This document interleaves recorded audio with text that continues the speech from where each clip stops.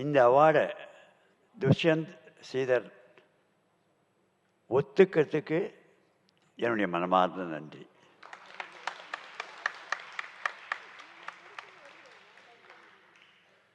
அவர் என்கிட்ட பேசுகிற போது அடியேன் பேசுகிறேன்னு சொன்னார்.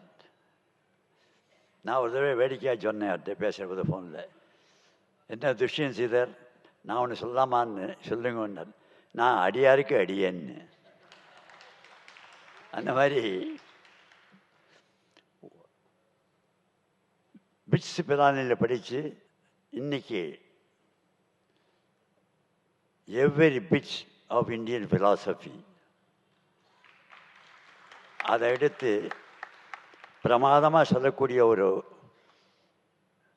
அனுகிரகம் அவருக்கு ஹயக்ரீவனுடைய பரிபூர்ண அனுகிரகத்தினால கிடைச்சிருக்கு.